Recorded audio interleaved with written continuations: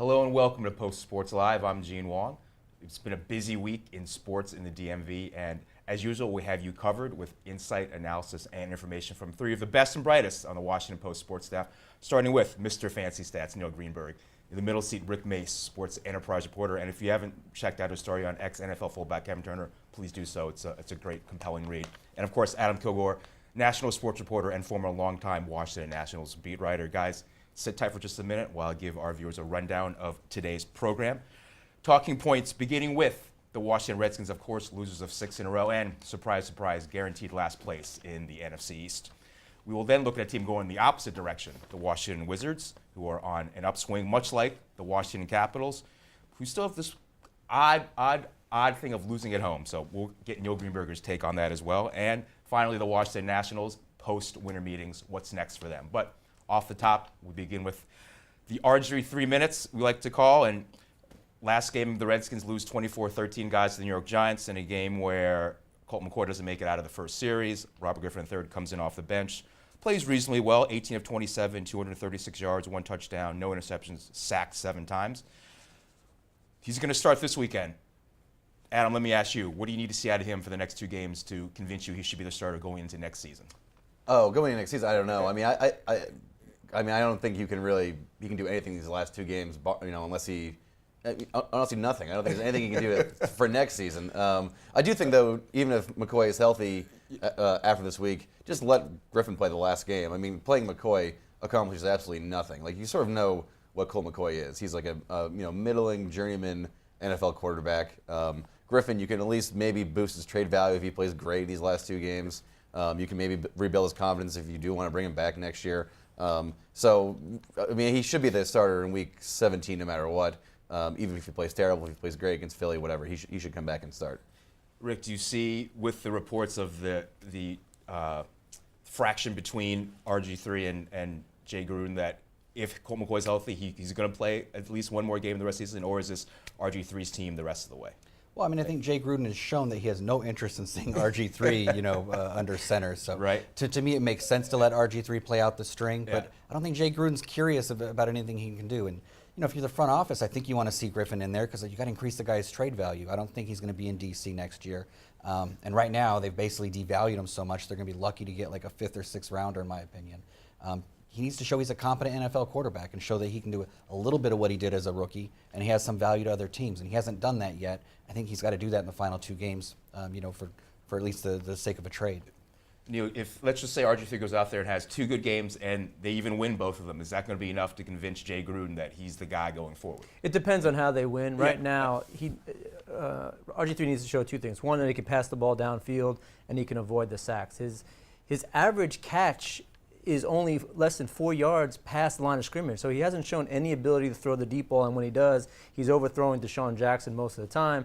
And like we said before, I mean, he's taking a ton of sacks. He just seems to make a lot of poor decisions. Some his fault, though, some not, though. Without a doubt, but it's still, there's still sacks. He's still getting knocked to the ground. And, if he wants to be a pocket passer in this league, if he wants to show that he's able to play the type of quarterback that Jay Gruden wants and needs, then he needs to show that he can at least throw the ball down the field, at least make the second read. It doesn't even seem that he's progressing through his reads enough to see open receivers down the field. It's just he's looking almost locking in on one receiver. He's not there, and then he's either just throwing the ball, scrambling, or getting sacked. It's just been a mess. Well, Rick, in the last game, at least from my perspective, Robert Griffin looked as healthy as we've seen him in a long time. He was running around, getting out of bounds, sliding. He didn't look as tentative as before. Did you get that sense or not? Does he look as healthy to you as he's been in a while? He does, but his health isn't in question. Yeah. Jay Gruden has never said that he's not playing him because he's worried about, his knee or any other part of his anatomy. It's all in the kid's head.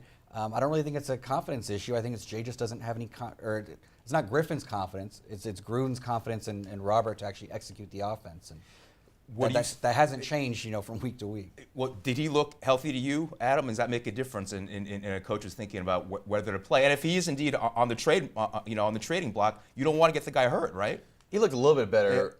He did seem to have a little more like verve than he had in previous games. But if you asked if it makes a difference in a coach's thinking, maybe in some coaches, but obviously, like Rick has alluded to a bunch of times, Gruden kind of wants nothing to do with this guy. He's made it blatantly obvious. It even seemed to me like he was like trying to suppress Griffin's success by essentially giving up in the game with a minute left or whatever there was on Sunday. There was no other logical reason for doing that unless unless he was like shaving points, or unless he was like, let's hope he wasn't doing that, or which is very possible, he doesn't know what the hell he's doing.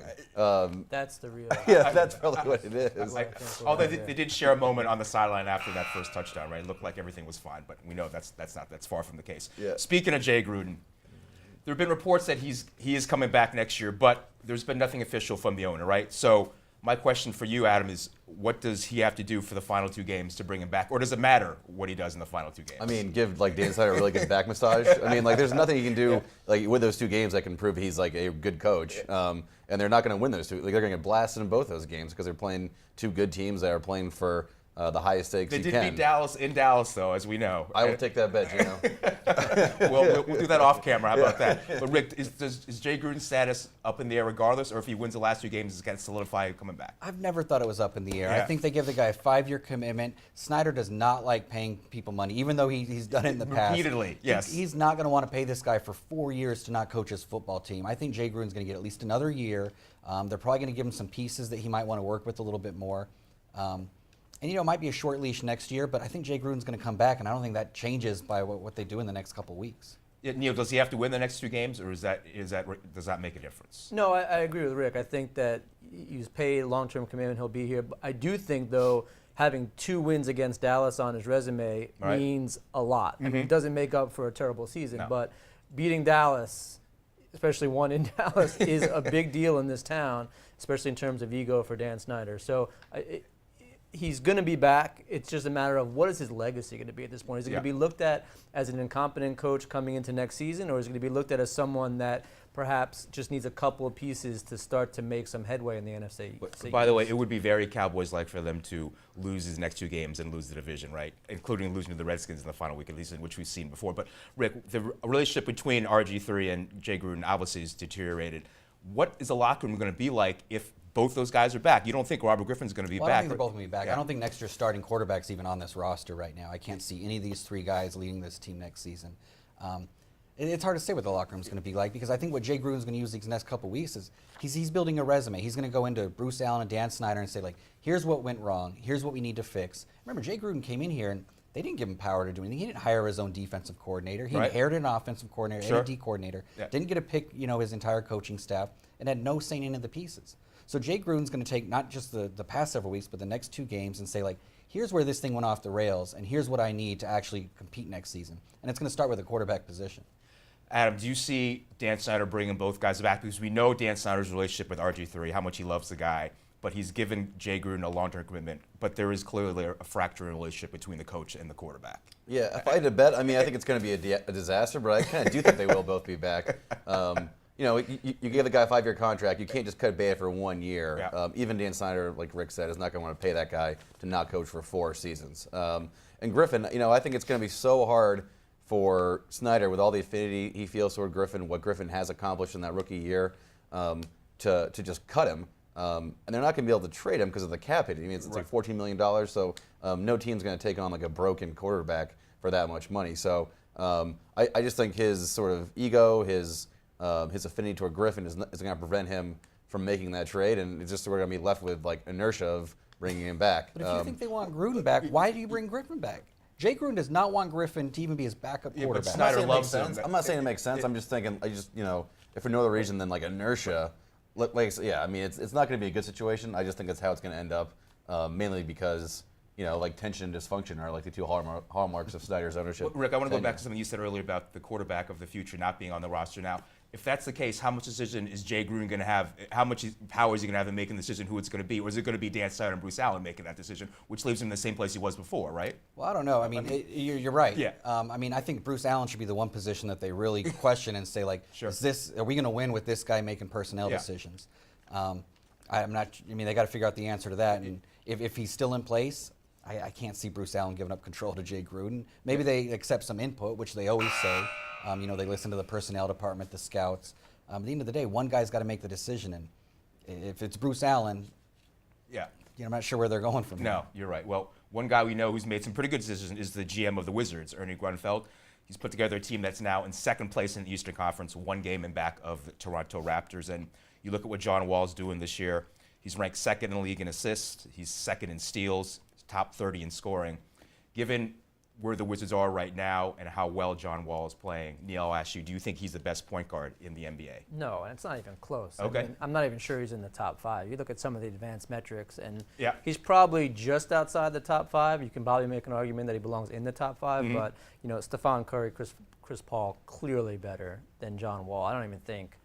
Not to say that he's not valuable to the team, he's not valuable in the league, but he's not the best point guard in the NBA. Well, Rick, if you're building a team right now, is John Wall the point guard you want to start with? I think he's definitely in the top 5. Okay. I mean, if you're saying who am I going to build my team around for the next 5 years, Yeah. John Wall is a pretty good candidate. I think it's hard to ever pick John Wall over a guy like Chris Paul. I mean, Yeah. that guy brings so much, not just forget about what he does on the court. I mean, that guy is a leader across the league, but Yeah. especially in his own locker room. Right. And John's still growing into that kind of role, and I think he could get there, but he's not there right now. So I think there's a lot of distance between Chris Paul and the other ones, even though we're kind of this golden age of point guards right now. It That's seems. right. Well, Adam, do you see that much of a separation between John Wall and Chris Paul or other point guards in the league? I do think Curry and Paul are pretty clear 1-2. They're a little bit, they're pretty far ahead of the pack. But in that next sort of level, Wall's right there. I mean, to me, I think he's definitely top 5. He might be 3 for me. I mean, I guess you talk about Damian Lillard. Yeah. You talk about Rondo. Well, he's not scoring much. His shots off. Ty Lawson. Lawson. Westbrook. I like Russell Westbrook. Yeah, Westbrook's healthy. I really like. I'm forgetting his name. The guy from Toronto. Kyle Lowry. Lowry. Yeah, Kyle Kyle Lowry. I Lowry. think he's Kyle on for a Lowry. year. But Wall is right there. I mean, you can't say enough good And a things healthy about Derrick Wall. Rose, of course, is always. He's taking this team over. I mean, the way I keep going back to Yeah. the thing that I keep going back to is that you go back to like when they didn't have Beal, how well they started without Bradley Beal. Yeah. I think that's what set the whole Wizards thing. I think that so much of that was on John Wall, about how he sort of led the team and just kind of took it over. Right. And that was really impressive. He's definitely taken. He was an all-star last year, deservedly so. He's gone to even a whole other level. And his defense is one reason why I think that he belongs in that discussion. I mean, he might be the best defensive point guard in the league, or right second there. in steals. You talked about that, Rick. Is there anything he can do to be in the conversation with Chris Paul by the end of the season, or is this going to be a process that's going to take a few years for it to develop? No, I mean, when this conversation actually has meaning is May and June. So, Right. I mean, he can certainly lead this team to the best record possible, but to really cement your place in, the top 2 or 3 of that conversation, you got to win in the playoffs. And John's had limited opportunity to do that. This year, you win a couple rounds, and, he's going to garner so much respect around the league. And, regular season stats and what you do in December is great. Yeah. And this is going to set him up for whatever playoff run they do. But, I mean, when you talk about great NBA players, it's guys that won in the playoffs, not guys that did it, in the first quarter of the season. Think about what he can do for his reputation if he goes through Derrick Rose, Kyle Right. Lowry. The kind of guys he's going to meet up in the playoffs in the East Coast are going to be really tough. I think he's up to it. It's going to be great to watch. Well, Neil, can he get to the top of the point guard mountain by the end of the season, or is it a longer process? Yeah, I mean, he's only 24 years old also, right? The guys we're comparing him to are much more seasoned in the league. Yeah. The biggest knock against him right now is his shot selection. I mean, he takes these mid-range jumpers that he really has no business taking. But, yeah, I mean, the playoffs go a long way to cementing status in terms of ability to be the best, and that's what we'll have to wait and see. Let's go to another tenant in Verizon Center, the Washington Capitals, who are on a bit of an upswing. They've been great on the road, but they still trail Pittsburgh and New York in the Metropolitan, New York Islanders in the Metropolitan by about 9 points. So, Neil, I'll ask you, have they done enough to convince you that they are a legitimate playoff contender? No, we're talking about an average NHL team Yeah. that's played a below-average schedule. I mean, they've had one of the easiest schedules so far. And like you said, their win percentage at home has actually has gotten worse in the first 30 games over Very the past puzzling, couple of seasons. And they used to be a lock at Verizon. I mean, no one wanted to come play the Washington Capitals at Verizon in 2009, 2010. So, yeah, I mean, they're going to have to play well. But this is a team that's beaten some good teams. They beat Tampa Bay, which is one of the premier teams in the NHL. That was a great win. But then they also lost to the Columbus Blue Jackets. So, I mean, you don't really know what team you're going to get. Yeah. But I liked what I see against Tampa Bay. If that team can carry over these next couple of games, and especially this road swing they have coming up, they could emerge from it as a legitimate playoff team. Well, Rick, have they done enough in your mind to convince you that they are a legitimate playoff contender? No, but I don't have a problem with that. Like, Yeah. how many Decembers have we sat here and been like, the Caps look like a great number 1 seed? Plenty. And so I don't mind that they're slowly building their way up. They don't need to be peaking in January or February. We've been down that road before. We know how it ends. It ends with a first-round exit or a second-round exit in the playoffs. So I don't mind watching this team slowly come together over time. And in that sense, I feel like the pieces are there, and I feel like you can see it coming together at times. Especially in some recent games. So I'm pretty comfortable with the direction they're going in right now. Well, Adam, you're a longtime baseball guy, so long season for baseball. Are you on board with what Rick says that you're fine with them slowly coming together? Yeah, I think so. I think they've shown enough that they're going to be a good enough team to sneak into the playoffs by the end. They haven't buried themselves. Like, it looked like they were kind of teetering on going on a long enough losing streak early in the year, not winning at home, that they might sort of had too much ground to make up. But they're okay. They're hanging in, roughly around where they need to be, and they seem to be going the right direction. I still like some of the peripheral numbers about, they're like, compared to last year especially, but they're taking way more shots, they're controlling the puck way more. Yeah. I think all those things, augur well for later on down the line. Well, Neil, what should we be looking for to give us an indication that they are making that push that is going to make them a playoff contender? Look for more of the sense of urgency that they're showing in these Tampa Bay games. The defensive gaffes and just the lack of urgency in a lot of these games, playing with the lead, all those type of things, are stuff that I'm looking at. And, but I do agree with Adam. Barry Trotz has this team on the right direction, puck possession. They're not giving up nearly as many shots as that they did last year at even strength, throwing the penalty kill. So a lot of the underlying metrics are there. It's just they seem to make these bonehead plays that cost them the game, and that's probably the most frustrating thing about this team this season. Do you have any explanation of their road and home disparity? Is that? Not really. And what's weird is that at home they get the last change, so it's almost as if is Barry Trotz not making the right choices in terms of sending out which line. There's really a lot of different things that come to it, but this isn't just a one-year trend. Like I said, this is something that's been happening year over year. So I'd have to look into it a little bit deeper to see. But right now, no, I'm not too troubled about it. But if it persists and they can't win at home all that often, it could cost them the playoff spot. Guys, we're going to hit the Nationals as our final topic. And Adam, I'll start with you. Bryce Harper has agreed to a 2-year deal. So that's out of the way. Post-winter meetings, what is next, or what should be next on the Nationals docket? We're talking about Jordan Zimmerman, Ian Desmond, maybe Tyler Clippard, a lot of players, up in the air. Yeah, it's a pretty multi-layered sort of plan they have going on right now, or sort of course that they're on. I think the best way to say it is like this. You kind of have to answer the question broadly because there's so many things that are dependent on other moves that could happen. So I would say this. I think you could see the Nationals work their tails off all winter. They could talk to a million teams. They already talked to like 18 or 20 teams at the meetings about possible deals with guys like Zimmerman, Desmond, Clippard, Pfister, guys who are going into their walk year before free agency. Yep. They could do all that, and then nothing could come to fruition, and they'd still be pretty happy. I think they view rolling out their team that they had last year as a viable option. If they make a deal, if they do trade Jordan Zimmerman or they do trade Ian Desmond, it's going to be on their terms. They're only going to do a deal that is like sort of a home run, kind of like the Pfister trade last year. They're going to make sure that they get exactly what they want. And so the hole they need to fill, obviously, they need another infielder, preferably second baseman. They could get a third baseman too and move Rendon back to second. The third baseman on the free agent market is really dim.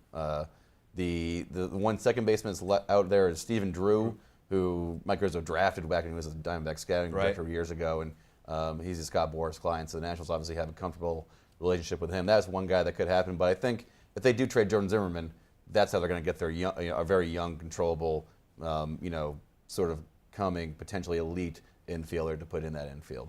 But again, it's all sort of, relies on what other moves that happen. Very fluid, right? Rick, should the Nats' priority be extending Jordan Zimmerman on a team that's built the foundation of starting rotation, and he's arguably their best pitcher? Well, look, it's easy for me to say it's not my money. Yeah. I say you extend all these guys. Yeah. You don't want to lose Ian Desmond. No. You're not going to replace him with a shortstop that can hit and field the way he does. Yeah. Jordan Zimmerman's an ace on just about any staff in the majors.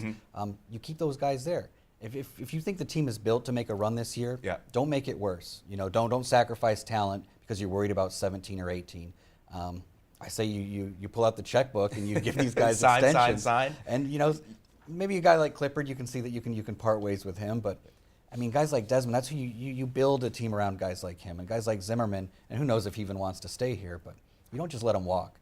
If they trade Desmond, I do think they're going to be a situation where they spend years saying, man, we wish we had a shortstop because you can't. Hard to find shortstops. Well, there have also been reports that Jordan Zimmerman and Desmond to the Mariners, right, for Taijuan Walker and Brad Miller. Is there any credibility to that report? Can you see that happening? I'm sure there's credibility. I mean, that was Ken Rosenthal that Yeah. reported that, so I'm sure there's something to that. Who knows how Clout's a guy or if there are other pieces involved. I mean, I would be surprised if that was the whole trade and the Mariners turned it down, right? I mean, Yes. that's a team that they signed Robinson Cano for $200 million last year plus. And they're ready to win now. I don't know why you would turn that deal down. I mean, they're an instant contender with that deal for giving up, a lot of talent. But that's. But anyway, yeah, that kind of shows, where the Nationals are headed. If they're trading those guys, they're getting back a prime pitching prospect, and they're getting back, a talented, promising infielder. Guys, our time has flown by again. Seems like it happens every week, but much appreciate you coming on the show today. For Neil Greenberg, Rick Maese, Adam Kilgore, I'm Gene Wang. Remember to follow us on Twitter @PostSportsLive. We'll see you next time.